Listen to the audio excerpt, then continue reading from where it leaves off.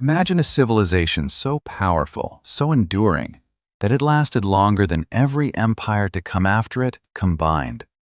3,000 years. That is how long this single kingdom ruled the ancient world. Monuments rose from the desert sand, monuments so massive, so impossibly perfect, that 4,500 years after their construction, modern engineers still cannot fully explain how they were built. Their kings believed they were living gods. Their tombs were filled with more treasure than any human had ever seen. Their language was carved into stone walls that have outlasted entire empires, entire religions, entire civilizations. This was not the first civilization in human history.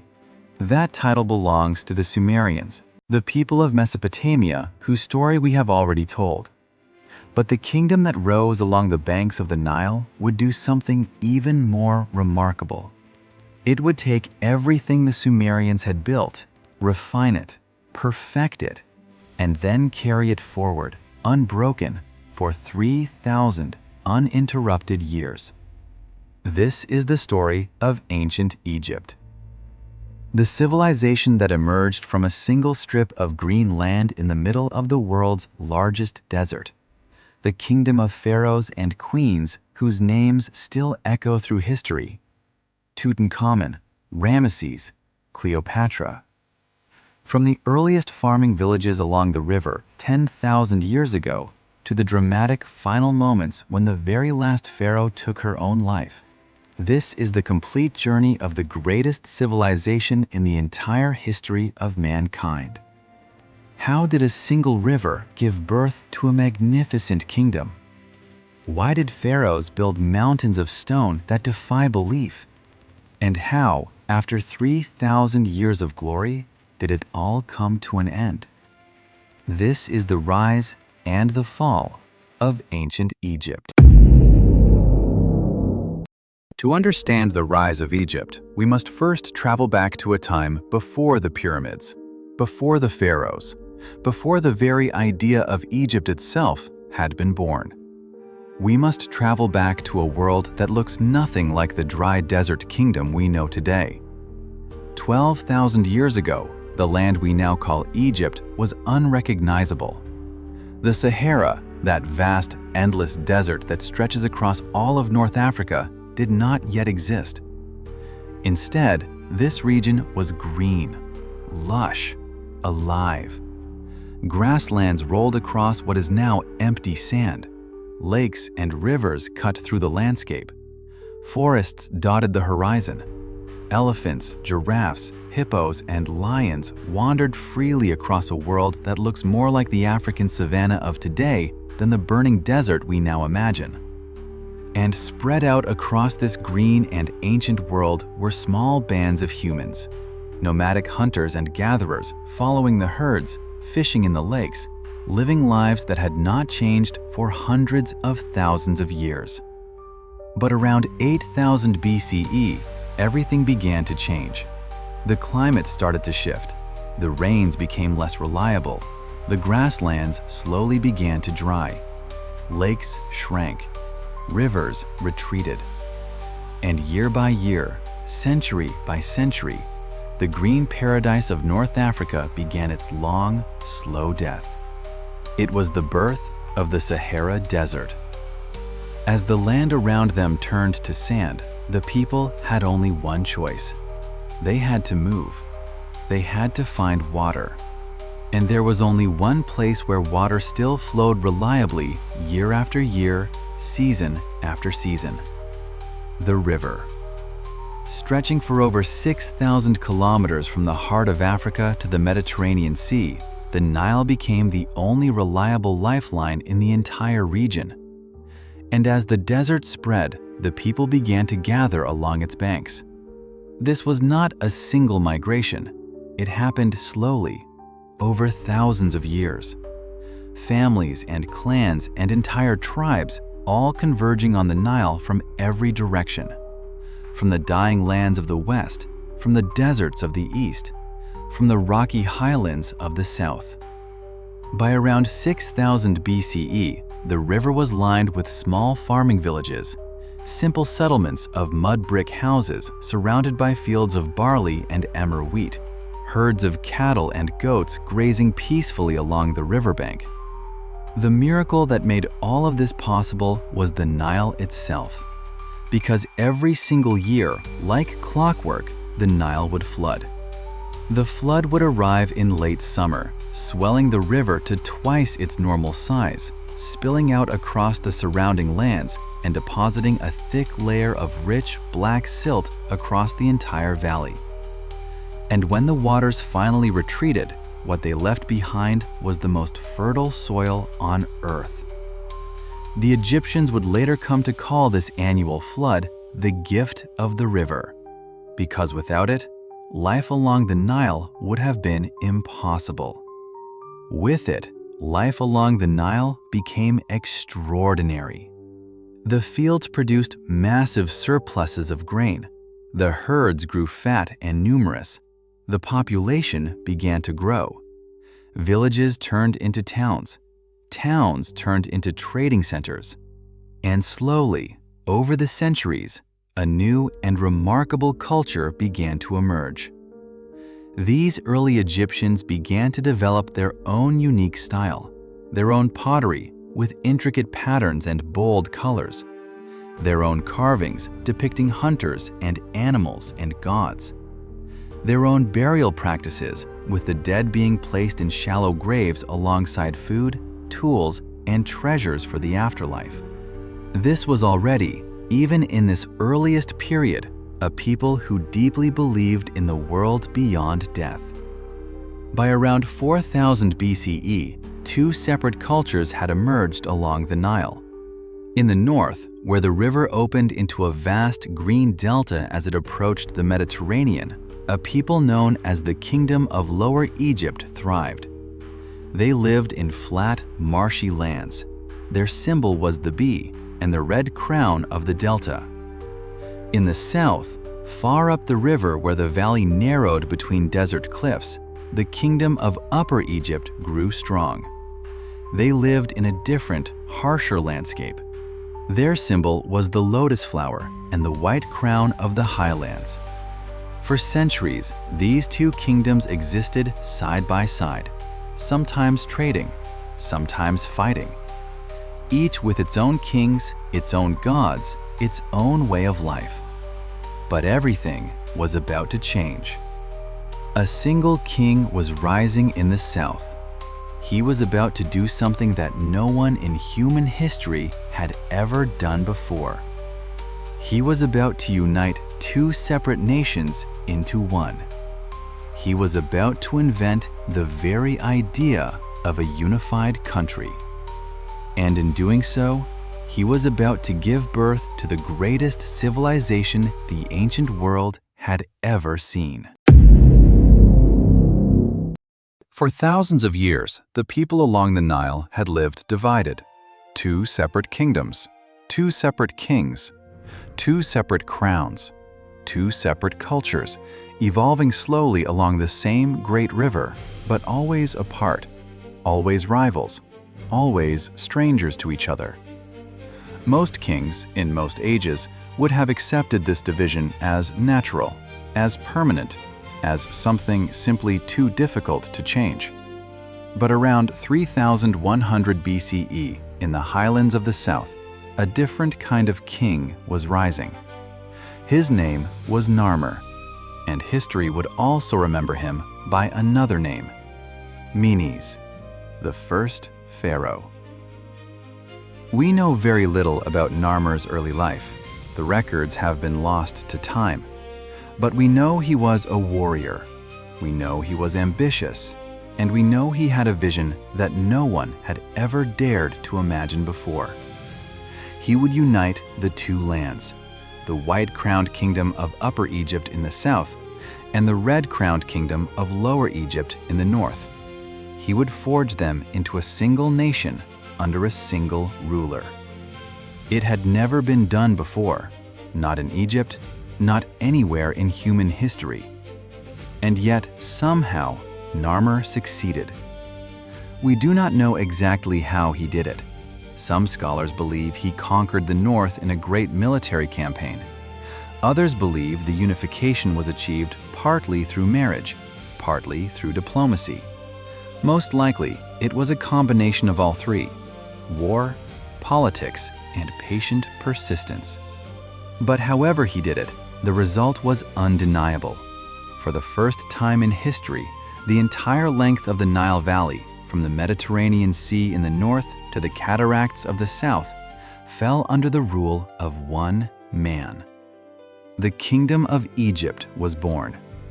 And to mark this moment, this incredible turning point in human history, Narmer commissioned a remarkable object, a carved stone tablet, just 60 centimeters tall, that would tell the story of his victory forever. This object is now known as the Narmer Palette. Discovered in the ruins of an ancient temple in the late 1800s, it is one of the oldest historical documents ever found anywhere in the world.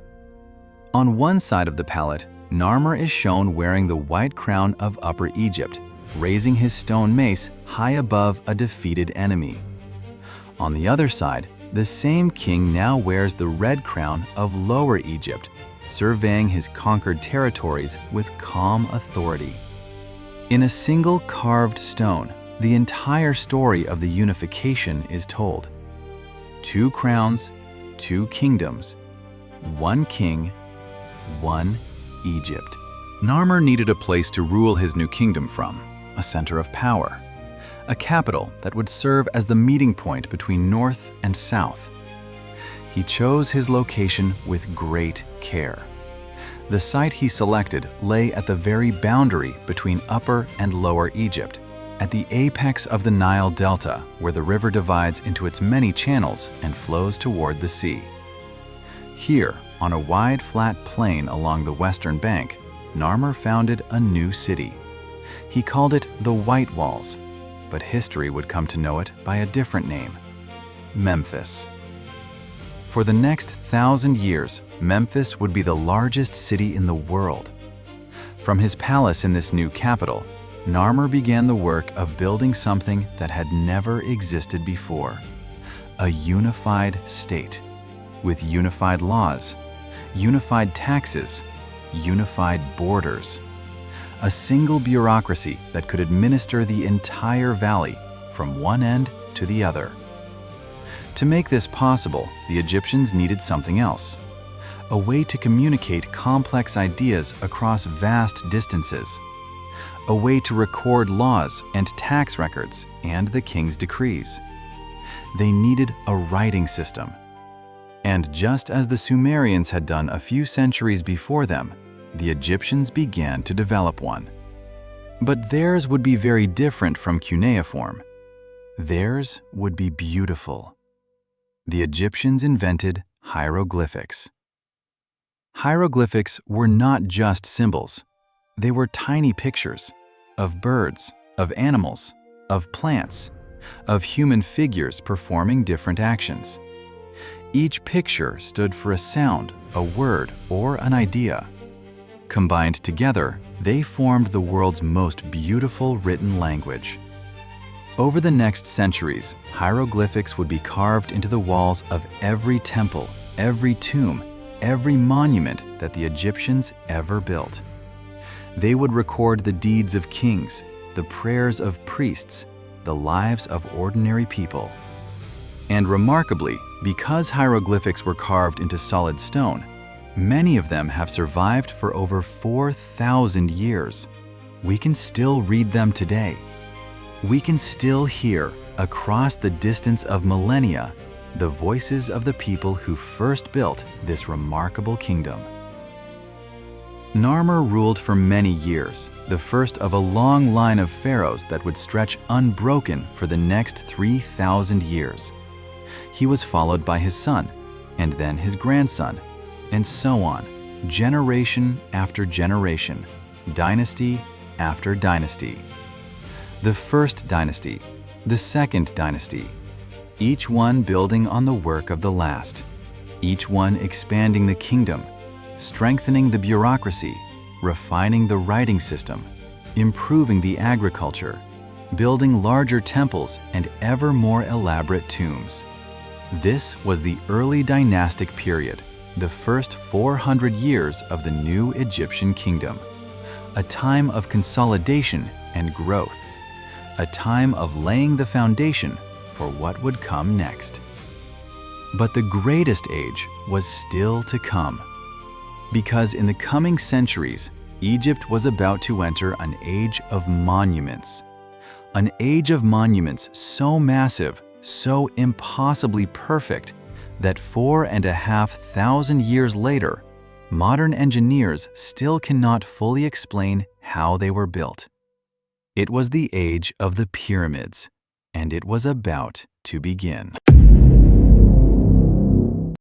Around 2600 BCE, almost 500 years after Narmer first united the two lands, a new pharaoh came to the throne of Egypt.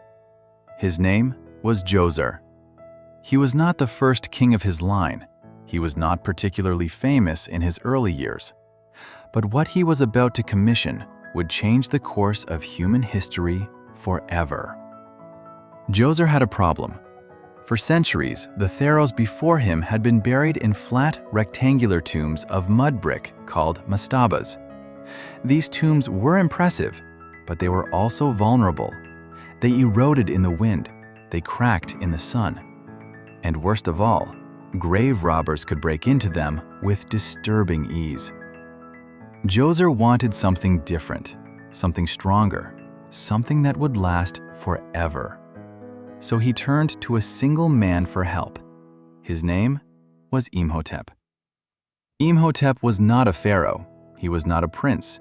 He was not even of noble birth. He was a commoner, a scribe, an architect, an engineer, a physician, and one of the most extraordinary geniuses in the entire history of the human race. Imhotep had an idea that no one in human history had ever imagined before. Instead of building a single flat mastaba, what if you stacked them on top of one another?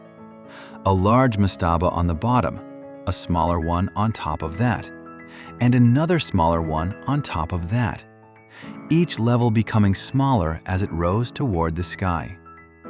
What if you built the tomb out of stone instead of mud brick?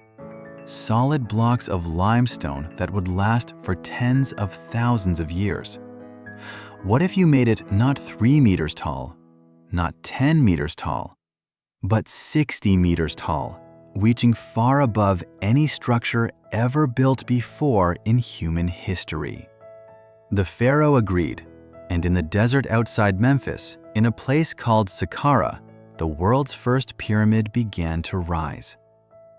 It was not a true pyramid yet. It was a stepped pyramid, 6 massive layers of stone stacked on top of each other, climbing toward the heavens. But when it was complete, it was the tallest structure that had ever been built by human hands. The Step Pyramid of Djoser. It still stands today, 4,700 years later, in the desert outside Cairo. For the next century, every pharaoh wanted his own pyramid, each one trying to outdo the last, each one trying to build something even bigger, even taller, even more impressive than what had come before. The pharaoh Sneferu, who came to the throne around 2600 BCE, was particularly ambitious. He built not one pyramid, but 3, each one larger than the last, each one a step closer to the true pyramid shape that we know today. His first attempt was a failure. The angle was too steep, and the pyramid had to be remodeled mid-construction. It is now known as the bent pyramid because of the strange angle in its sides. His second attempt was much better. The red pyramid, named for the color of its limestone, was the first true smooth-sided pyramid in human history. But his third pyramid was the most important, because it would serve as the model for the greatest pyramid of all. When Sneferu's son came to the throne, he had a clear vision. He would build the biggest pyramid the world would ever see, bigger than his father's, bigger than any pyramid that had come before. And so, on the plateau of Giza, just outside Memphis, the construction began. His name was Khufu. We know him today as Cheops, the builder of the Great Pyramid. The Great Pyramid of Giza is, by any measure, one of the greatest engineering achievements in the entire history of the human race. It is 146 meters tall, taller than a 40-story building. It contains over 2 million blocks of limestone, each block weighing between 2 and 15 tons. Some of the largest blocks at the base weigh over 80 tons. The total weight of the pyramid is approximately 6 million tons. And for nearly 4,000 years, until the construction of the Lincoln Cathedral in England in the year 1300 CE, it was the tallest man-made structure on the entire planet. The most remarkable fact about the Great Pyramid is its precision. The base is almost perfectly square. The sides are aligned almost exactly to the 4 points of the compass: north, south, east, west. The differences are measured in fractions of a single degree. How did they do this 4,500 years ago without modern instruments? To this day, no one fully knows. But we do know who built it. Not slaves, as Hollywood movies often suggest. The Great Pyramid was built by skilled Egyptian workers, free citizens, farmers and craftsmen who worked on the pyramid during the months when the Nile flooded their fields and they had time to spare. They were fed by the state. They were housed in special workers' villages near the construction site. They were paid in grain, beer, and bread. Tens of thousands of workers labored on the pyramid for over 20 years. And when it was finally complete, it was the most magnificent thing that human beings had ever built. Khufu's son, Khafre, came to the throne next. He built his own pyramid right beside his father's, slightly smaller, but just as impressive. And then, in front of his pyramid, Khafre commissioned a guardian, a massive sculpted figure with the body of a lion and the head of a king, carved from a single piece of bedrock, the Sphinx. It still sits there today, gazing eastward toward the rising sun, as it has for the past 4,500 years. The Pyramid Age was the peak of the Old Kingdom, the peak of Egyptian power, the peak of Egyptian belief in the divine kingship. But it could not last forever. After Khafre, the pharaohs grew weaker, the treasury grew emptier, the harvests began to fail. A great drought struck the Nile, and the annual floods became weaker and weaker. The Old Kingdom began to crumble from within. By around 2180 BCE, the great age of the pyramid builders had come to an end. Egypt fell into chaos. The central government collapsed. Local lords began to rule their own small territories. For more than 100 years, there was no single pharaoh to unite the two lands. This dark age would come to be known as the First Intermediate Period. It was a time of famine, a time of war, a time when even the pyramids were robbed and desecrated. The greatest civilization on earth had fallen into ruin. But Egypt would not stay broken forever. From the south, a new dynasty was rising. The greatest comeback in ancient history was about to begin. For more than 150 years, Egypt had lain in ruins. The Old Kingdom was gone. The pyramids stood empty. The great temples of Memphis were abandoned. The pharaohs who had once ruled the entire valley were now nothing more than memories carved into crumbling stone. The greatest civilization on earth had become a broken land of rival lords, starving farmers, and forgotten gods. But deep in the south, in a small kingdom centered on the city of Thebes, something extraordinary was beginning to take shape. A new pharaoh was rising. His name was Mentuhotep. He was the 11th ruler of a small southern dynasty. He had inherited a kingdom that controlled barely a tenth of what Egypt had once been. To the north of his territory, dozens of rival lords ruled their own fragments of the broken country, each one calling himself a king, each one fighting for control of the precious lands along the Nile. To Mentuhotep, this division was unbearable. He had grown up hearing stories of the old pharaohs, the unifiers, the pyramid builders, the god kings whose authority had once stretched from the cataracts of the south to the Mediterranean Sea in the north. And he was determined to restore that lost glory. For more than 2 decades, Mentuhotep led his armies against the warlords of the north. Year after year, battle after battle, city after city. Slowly, patiently, methodically, he conquered the broken kingdoms of his enemies and brought them back under a single pharaoh's rule. And then, around 2050 BCE, after one final campaign, it was done. Egypt was whole again. For the first time in over a century, a single king sat on the throne of the 2 lands. The double crown was once again worn by one ruler. The white walls of Memphis stood once more under unified command. The Middle Kingdom had begun. But Mentuhotep was not interested in simply restoring what had been. He was not content to rebuild the old world. He wanted to build a new one. He moved his capital. He left the ancient city of Memphis in the north, where every previous pharaoh had ruled, and he established his royal seat at his ancestral home in the south.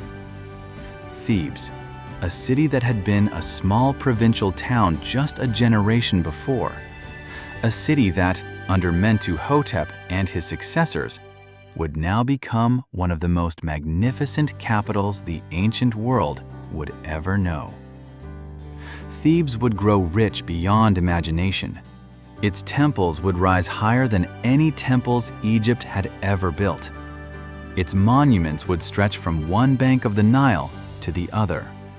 And for the next 2,000 years, until the very end of pharaonic civilization, Thebes would remain at the very heart of Egyptian power. But the Middle Kingdom would be remembered for far more than just its political restoration. It would be remembered as one of the most artistically and intellectually brilliant periods in the entire history of the ancient world. This was the age when Egyptian literature was truly born. The ancient Egyptians had been writing for over 1,000 years by this point, but it had mostly been used for practical things: royal decrees, tax records, religious hymns, tomb inscriptions. The Middle Kingdom changed everything. For the first time in Egyptian history, scribes began to write stories. Not just records, not just lists, but actual stories. Tales of adventure, tales of love, tales of moral instruction. The story of Sinuhe, written during this period, tells of an Egyptian noble who flees his homeland after the assassination of his pharaoh, lives for many years among foreign tribes, and finally returns to Egypt in his old age to die in the land of his birth. It is one of the oldest pieces of literature in human history, and it is still remarkably moving, even 4,000 years later. The tale of the shipwrecked sailor describes a sailor who survives a great storm and lands on a magical island ruled by a giant serpent. The serpent speaks to him with wisdom and kindness, foreshadowing the great wonder tales that would later inspire stories like Sinbad the Sailor. The Middle Kingdom Egyptians also pioneered new fields of science. They developed advanced mathematical techniques to calculate the volumes of irregular shapes. They composed detailed medical texts describing diseases, surgical procedures, and the proper use of herbal medicines. Some of these medical manuals are so accurate, so insightful, that they were still being used by Egyptian doctors more than 1,000 years later. This was also a great age of public works. Across the country, the pharaohs of the Middle Kingdom invested heavily in infrastructure. New canals were dug to expand the agricultural lands. Old temples were restored to their former glory. And in the swampy lowlands of the Fayum Oasis, just south of Memphis, a massive engineering project transformed 100 square miles of marsh into rich farmland through the careful construction of dams, dikes, and channels. The Middle Kingdom was also a time of growing trade. Egyptian merchants sailed up the Red Sea to the mysterious land of Punt, returning with cargoes of incense, ivory, ebony, gold, and exotic animals. They traded with the kingdoms of Nubia in the south and the city-states of the Levant in the north. Egyptian goods traveled as far as Crete and Mesopotamia, and foreign goods flowed back into the markets of Thebes and Memphis in return. But despite all of these achievements, the Middle Kingdom would not last forever. Around 1700 BCE, after nearly 400 years of prosperity, a strange new people began to appear in the delta of the north. They arrived slowly at first, as traders, as migrants, as settlers in search of a better life. But over the decades, their numbers grew, their power grew, and the central authority of the pharaohs in Thebes grew steadily weaker. These new arrivals were called the Hyksos, a name that, in the ancient Egyptian language, meant rulers of foreign lands. And around 1650 BCE, in a moment that shocked the entire Egyptian world, the Hyksos did something no foreigners had ever done before. They seized the throne of Lower Egypt for themselves. For the first time in nearly 1,500 years, the pharaohs of Egypt were not Egyptian. The Middle Kingdom was over.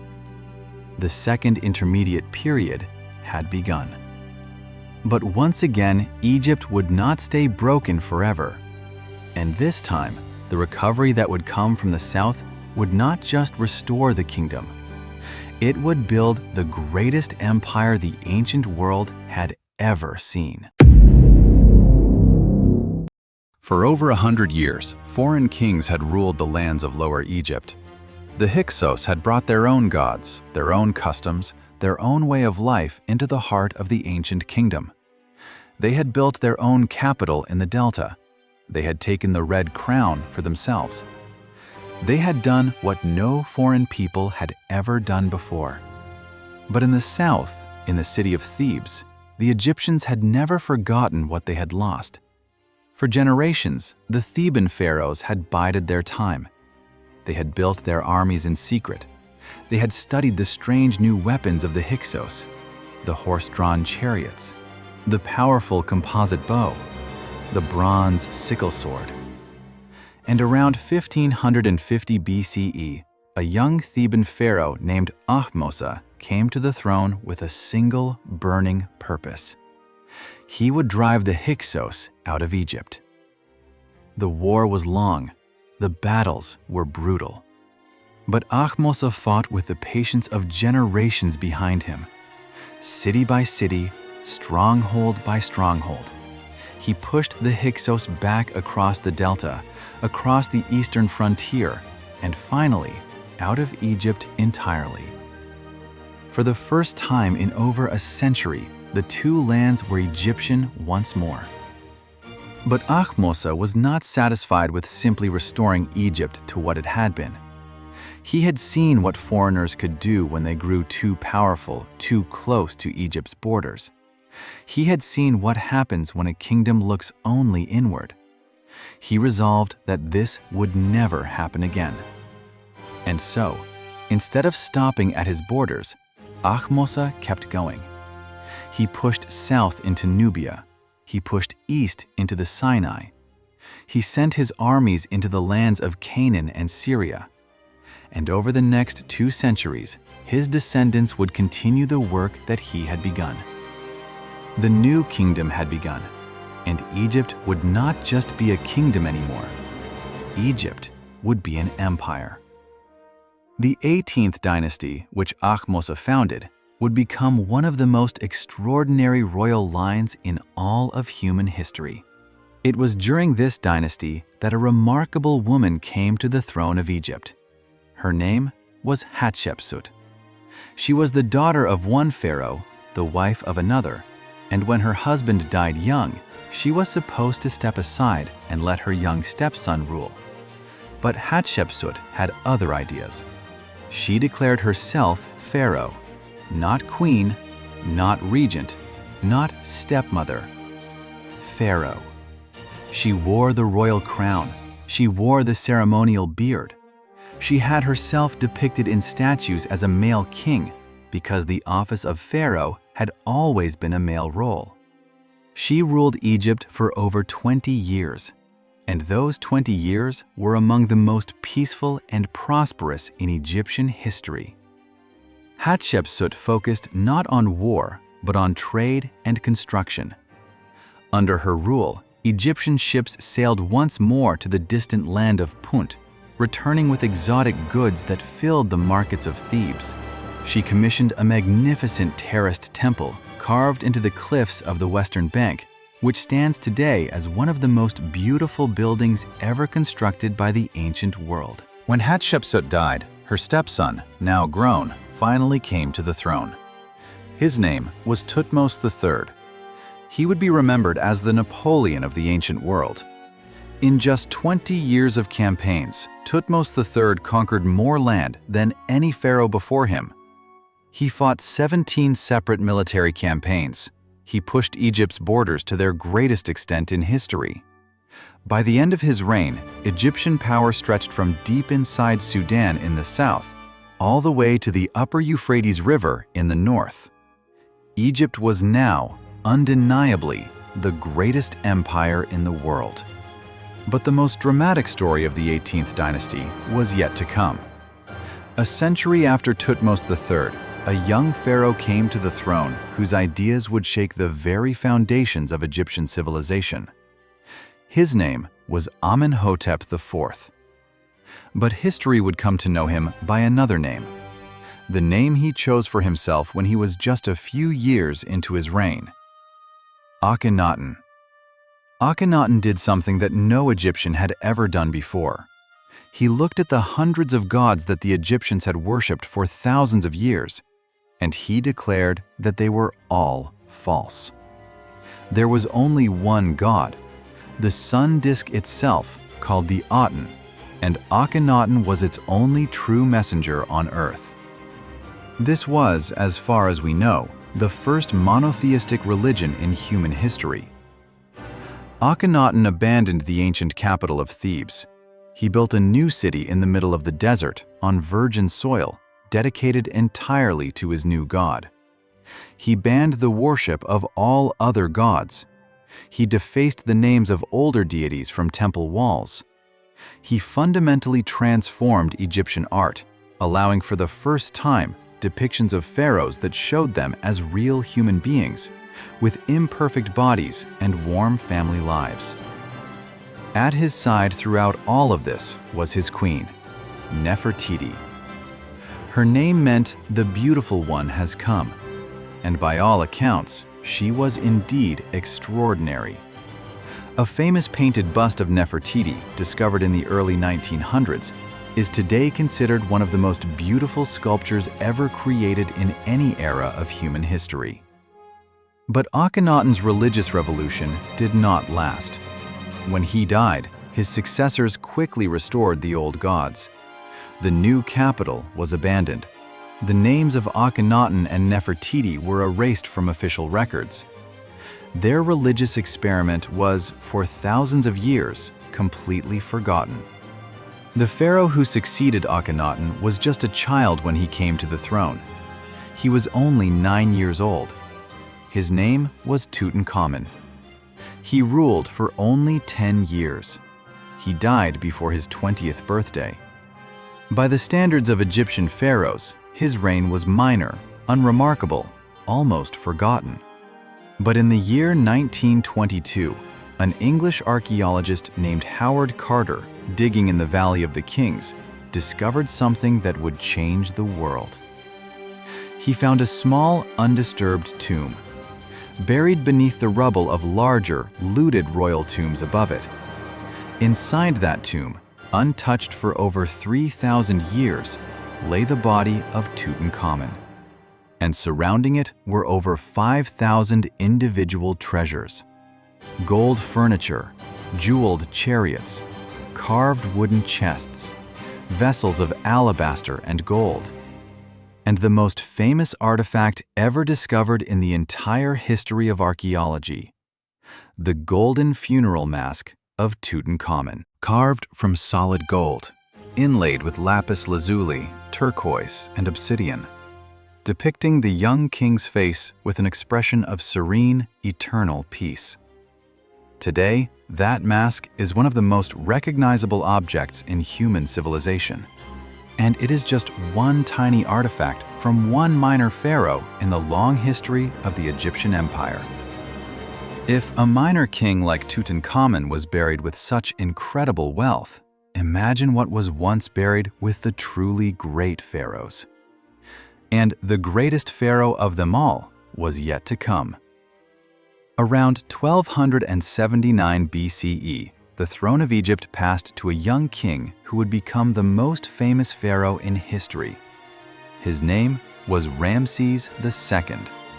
We know him today as Ramesses the Great.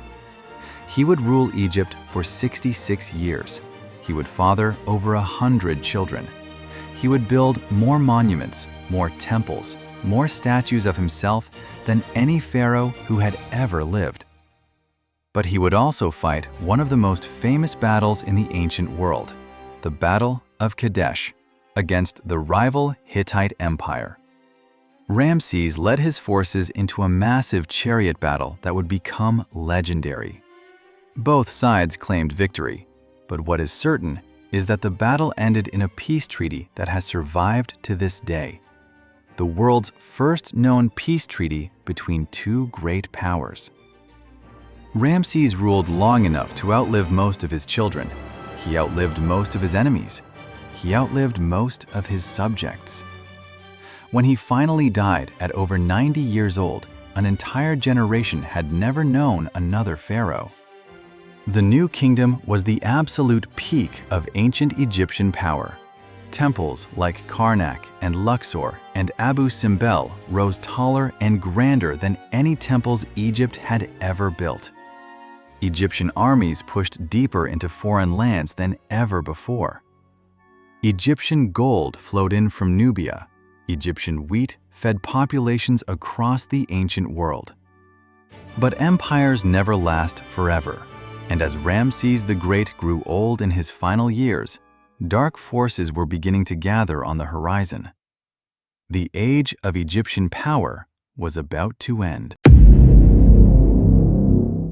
When Ramses the Great finally died, after 66 years on the throne, an entire generation of Egyptians had never known another pharaoh. His funeral was the most lavish that ancient Egypt had ever seen. His tomb was filled with treasures beyond imagination. His body was carried in solemn procession to the Valley of the Kings, where he was laid to rest beside the greatest pharaohs of the past. The Egyptians did not yet know it, but they had just buried the last truly great king of their civilization. Everything that followed would be a long, slow, painful decline. The trouble began almost immediately. Ramses the Great had ruled for so long that he had outlived 12 of his own sons. The throne finally passed to his 13th son, an aging man named Merneptah. Merneptah did his best. He defended Egypt's borders. He maintained the army. He kept the empire intact, at least for a little while longer. But the world around Egypt was changing. Across the Mediterranean, mysterious raiders known as the Sea Peoples were beginning to attack coastal kingdoms one by one. The great cities of the Hittites collapsed. The kingdoms of Cyprus and Mycenae were burned to the ground. Trade routes that had stood for centuries were destroyed in a single generation. This was the Bronze Age collapse, and Egypt was about to be drawn into the chaos. The Sea Peoples turned their ships toward the Nile Delta. For the first time in centuries, foreign armies were attacking Egypt itself. Merneptah, and after him Ramesses III, fought desperately to repel these invaders. In some of the bloodiest battles in Egyptian history, they pushed the Sea Peoples back again and again. But the cost was enormous. The Egyptian treasury was drained. The Egyptian army was exhausted. The Egyptian people, who for 2,000 years had lived in relative peace, were now living in fear. After Ramesses III, no Egyptian pharaoh would ever again command the kind of power that had built Karnak and Abu Simbel. The empire began to crumble at its edges. Egyptian territories in Syria were lost. The lands of Canaan slipped away. Nubia in the south broke free of Egyptian rule and became an independent kingdom. By around 1100 BCE, the great new kingdom of Egypt had effectively come to an end. The third intermediate period had begun. For the next 400 years, Egypt would be divided, sometimes ruled by foreigners, sometimes ruled by weak native dynasties, sometimes broken into competing kingdoms within its own borders. Around 940 BCE, a Libyan general named Shashank seized the throne of Egypt and founded his own dynasty. For nearly 200 years, Libyan kings ruled the land of the Pharaohs. Then, around 740 BCE, an even more dramatic shift occurred. A new power was rising in the south, in the ancient kingdom of Nubia. The Nubians had been ruled by Egypt for centuries, but during that time, they had absorbed Egyptian culture, Egyptian religion, Egyptian writing, and Egyptian customs. The Nubians had become, in many ways, more Egyptian than the Egyptians themselves. And when they saw the chaos in the north, they decided to act. A Nubian king named Pi marched his army north into Egypt, conquered the divided Libyan kingdoms one by one, and unified the entire valley under his own rule. The pharaohs of Egypt were now Nubian. This was the 25th dynasty, the dynasty of the so-called Black Pharaohs. And for nearly a century, the Nubian kings ruled from Thebes, building temples, restoring monuments, and honoring the ancient gods of Egypt with the dedication of true believers. But the Nubian dynasty would not last forever, because to the east, an empire even more powerful than any Egypt had yet faced was rising: the Assyrians. Around 670 BCE, the Assyrian king Esarhaddon invaded Egypt with a massive army. The Nubians fought bravely, but they were outmatched. The Assyrians had mastered the art of warfare like no civilization before them. Their iron weapons were stronger, their armies were larger, their tactics were ruthless. The Nubian pharaohs were driven back into the south, and Egypt, for the first time in its long history, was conquered by a foreign empire. The Assyrians did not stay long. They were soon distracted by problems closer to home, but the damage was done. Egypt was no longer a great power. Egypt was now a target. In the centuries that followed, one foreign army after another would march across Egyptian soil. The Babylonians, the Persians, and finally, around 525 BCE, a Persian king named Cambyses defeated the last native Egyptian pharaoh in a great battle at Pelusium and absorbed Egypt into the Persian Empire. The land of the pharaohs had become a province. The Egyptians did not give up easily. Over the next 200 years, they revolted against Persian rule again and again. Sometimes they succeeded, briefly. A few last native Egyptian dynasties managed to throw off the Persians and rule independently for a few decades. But they could not hold out forever. And then, around 332 BCE, a young Macedonian king arrived at the borders of Egypt with an army that had already conquered most of the known world. His name was Alexander. The Persians, who were ruling Egypt at the time, were not loved by the Egyptian people. When Alexander marched into the country, he was welcomed not as a conqueror, but as a liberator. The Egyptian priests crowned him as Pharaoh. The ancient throne of the two lands had passed, once and for all, out of Egyptian hands. The age of the native Egyptian pharaohs was over. But Egypt's story was not over yet. One final pharaoh was about to take the throne. She would be the most famous Egyptian in history. And she would also be the last. Alexander the Great died young.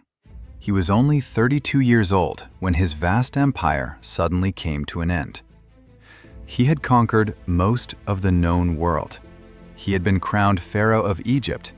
He had founded a magnificent new city on the Mediterranean coast, named after himself, Alexandria. But he never saw his city completed. He never returned to Egypt after his coronation. And when he died, far away in Babylon, his enormous empire was divided among his most trusted generals. One of those generals was a Macedonian commander named Ptolemy, and Ptolemy chose Egypt as his prize. He took the title of Pharaoh. He moved his capital to the new city of Alexandria. He founded a new dynasty that would rule Egypt for the next 300 years. The Ptolemaic dynasty. For 3 centuries, the Ptolemies ruled Egypt as Greek-speaking pharaohs. They built temples in the ancient Egyptian style, but their court was Greek. They worshipped both the old Egyptian gods and the new Greek gods. They spoke Greek among themselves, but they presented themselves to the Egyptian people as proper pharaohs. Alexandria became the greatest city of the ancient world, greater than Rome, greater than Athens, greater than any city that had come before. It was home to the Library of Alexandria, which collected hundreds of thousands of scrolls from every corner of the known world. It was home to the Lighthouse of Alexandria, one of the 7 wonders of the ancient world, a structure of marble and bronze that rose over 100 meters into the sky and guided ships safely into the harbor for nearly 1,700 years. Alexandria was the brain of antiquity, the center of science, philosophy, mathematics, medicine, and astronomy. The greatest scholars of the age from across the Mediterranean came to study and teach there. But by the end of the 2nd century BCE, the Ptolemaic dynasty had grown weak. The royal family fought each other for power. Brothers murdered brothers. Mothers murdered sons. Egypt fell into chaos and corruption. And meanwhile, a new power was rising across the sea: Rome. By around 70 BCE, Rome had become the dominant force in the entire Mediterranean world. The Roman armies were unstoppable. The Roman senators were arrogant and ambitious. And the rulers of every smaller kingdom in the region knew that their fate would soon be decided by men in togas sitting in marble halls thousands of miles away.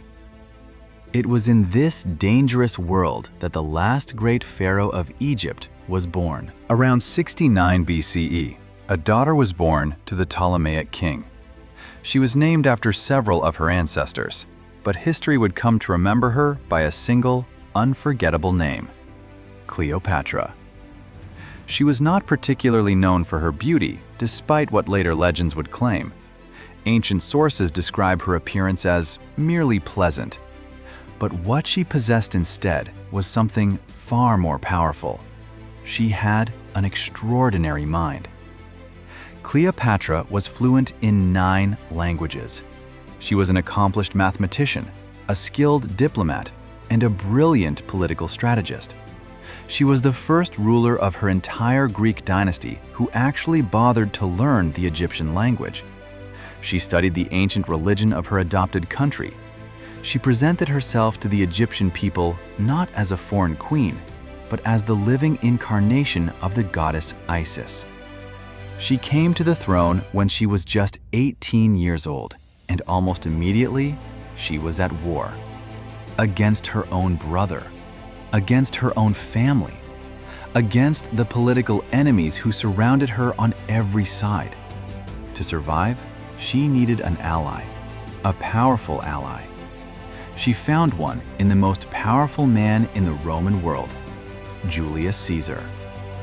When Caesar arrived in Alexandria in the year 48 BCE, Cleopatra famously had herself smuggled into his palace chambers, hidden in a rolled-up carpet. She emerged before the astonished Roman general, dazzled him with her wit and intelligence, and became his lover that same night. It was the beginning of one of the most legendary romances in all of human history. Caesar restored Cleopatra to the throne. He defeated her enemies. She bore him a son whom she named Caesarion, Little Caesar. But Caesar would not live to see his son grow up. In the year 44 BCE, Julius Caesar was assassinated in Rome, stabbed to death on the floor of the Senate by his own colleagues. Cleopatra fled back to Egypt with her young son. She would need a new ally to survive. She found one in Mark Antony. Mark Antony was one of the men who had inherited Caesar's power. He was a brilliant general, a charismatic leader, and one of the 3 rulers who now controlled the entire Roman world. Cleopatra and Antony met. They fell in love. They became allies, and they had 3 children together. For 10 years, Cleopatra and Antony lived together in Alexandria. They dreamed of building a new kingdom that would unite Egypt and the Eastern Roman provinces under their joint rule. A kingdom that their children would inherit. But back in Rome, Antony's rival, a younger man named Octavian, watched their growing power with hostility. Octavian declared war. The final battle came on the 2nd of September in the year 31 BCE at a place called Actium off the western coast of Greece. It was a naval battle, the largest naval battle of the ancient world. Hundreds of warships on each side, tens of thousands of sailors and marines. It ended in disaster for Cleopatra and Antony. The Egyptian fleet was destroyed. Antony's forces were scattered. The lovers fled back to Alexandria, knowing that everything was lost. Octavian followed them. When he arrived at the gates of Alexandria a year later, Antony fell on his own sword and died in Cleopatra's arms. Cleopatra was now alone. She tried briefly to negotiate with Octavian. She tried to charm him as she had once charmed Caesar and Antony. But Octavian was made of colder stone. He had no interest in her. He had only one purpose: to take her in chains back to Rome and to parade her through the streets as a defeated trophy. Cleopatra refused to allow it. According to the legend, she had a poisonous asp smuggled into her chamber in a basket of figs. She lay down on her royal bed, dressed in her finest pharaonic robes, and let the serpent bite her. She died as she had lived, a queen. She was 39 years old. With her death, the ancient story of the Pharaohs came to an end. For over 3,000 years, the kings and queens of Egypt had ruled along the banks of the Nile. From Narmer to Cleopatra, from the dawn of human civilization to the rise of the Roman Empire. But now, There were no more pharaohs. There would never be another pharaoh. The throne of the two lands had ceased to exist. Egypt became a province of Rome. The age of the gods on earth was over.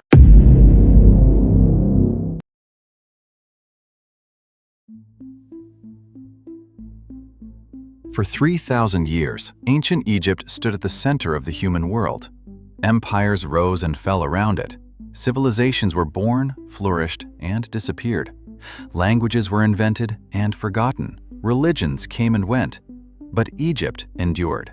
From the unification of Narmer to the death of Cleopatra, the pharaohs ruled along the banks of the Nile longer than any other dynasty in the entire history of the human race. When Cleopatra finally died in the year 30 BCE, the political story of ancient Egypt came to an end, but its cultural story was just beginning. Because what the Egyptians built was so extraordinary, so profound, and so beautiful that it would never truly be forgotten.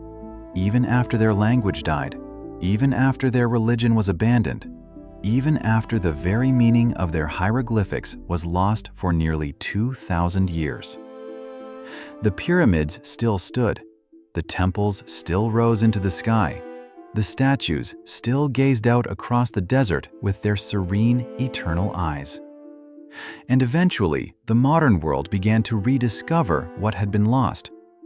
In the year 1799, during Napoleon's invasion of Egypt, a French soldier found a strange black stone in the ruins of an old fort near the town of Rosetta. The stone was covered in carvings, 3 different scripts: Greek, Demotic Egyptian, and the ancient hieroglyphics of the pharaohs.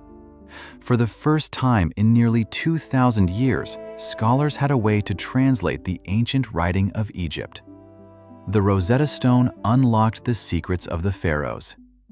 In the years that followed, archaeologists from around the world poured into Egypt. Tomb after tomb was discovered. Temple after temple was excavated. Mummy after mummy was carefully unwrapped and studied. And the world learned, for the first time in millennia, who the ancient Egyptians had really been. We learned about Imhotep, the genius commoner who designed the first pyramid. We learned about Hatshepsut, the woman who defied tradition and crowned herself pharaoh. We learned about Akhenaten, who tried to give the world its first single god. We learned about Tutankhamun, the forgotten boy king whose tomb survived intact for 3,000 years. We learned about Ramesses the Great, who ruled for 66 years and outlived almost everyone he had ever known. And we learned about Cleopatra, the final pharaoh who chose to die a queen rather than live a prisoner. But we learned about much more than just the kings and queens. We learned about ordinary Egyptians too. The farmers who worked the rich black soil along the Nile, the scribes who wrote love poems on broken pieces of pottery, the craftsmen who carved the temples, the doctors who developed the world's first surgical procedures, the mothers who buried their children with small toys for the afterlife, the children who played in the dusty streets of villages that have now been buried under the sands for 30 centuries. These were people just like us, with the same hopes, the same fears, the same dreams, the same love for their families and their land. The ancient Egyptians believed that the soul of a person could continue to live forever as long as their name was still spoken. For 3,000 years, they recorded those names in stone, in paint, in ink, on every wall of every temple and every tomb they ever built. And now, 4,000 years later, we are still speaking those names. Narmer, Djoser, Khufu, Hatshepsut, Akhenaten, Tutankhamun, Ramses, Cleopatra. Their names live on. Their souls, by their own ancient belief, continue to live. And as long as human beings remain on this earth, fascinated by the mystery of where we came from and what we have built, the story of ancient Egypt will continue to be told. The pharaohs are gone. The empire is gone. The gods of the Nile are no longer worshipped. But the gift of the Nile, the gift of Egypt, the gift of 3,000 years of human ingenuity, beauty, and aspiration is still with us, and it always will be. This was the story of ancient Egypt, the land of the pharaohs, eternal.